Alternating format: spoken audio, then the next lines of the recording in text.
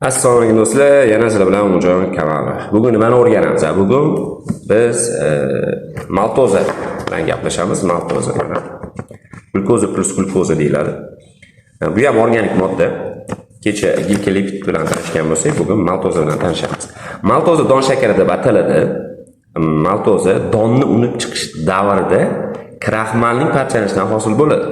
Qolaversa, odam organizmida yoki ovqat hazm qilish sistemasi organlarida kraxmal amilaza ta'sirida parchalanib maltozani hosil qiladi. Demak, maltoza don shakari ekan va u kraxmalning parchalanishidan hosil bo'ladi. U o'simliklarning urug'ida va odam iste'mol qilgan ozuqaning tarkibida kraxmalning parchalanishidan hosil bo'ladigan modda ekan.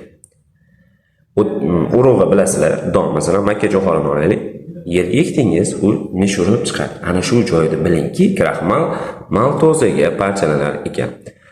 Terminlar bugun yangilik bo'lishi mumkin, biologiyani o'qimayotganlar, endi boshlayotganlar uchun maltoza, kraxmal, amilaza. Kraxmal bilan maltoza organik modda, ya'ni modda, amilaza esa ferment hisoblanadi. Kecha o'rgangan challenge birinchi kundagi o'rgangan ma'lumotimizni takrorlab qo'yamiz. Glikolepitlar uglevod va lipidning birikishidan hosil bo'lgan organik moddalar hisoblanib, ular fosfolipidlar kabi plazmatik membrananing qurilishida ishtirok etadi.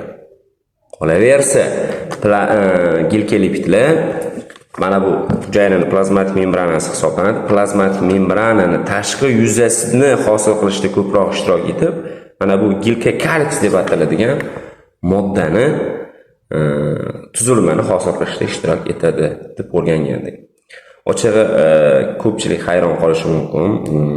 Katta ish bo'lmayapti degan tushunchaga kelishingiz mumkin. Lekin aytganman, ozginchadan o'rganamiz. Albatta yig'ilib bir kun zo'r natija bo'lganini ko'ramiz. Qisqasi challenge ikkinchi kuni maltozani o'rgandik.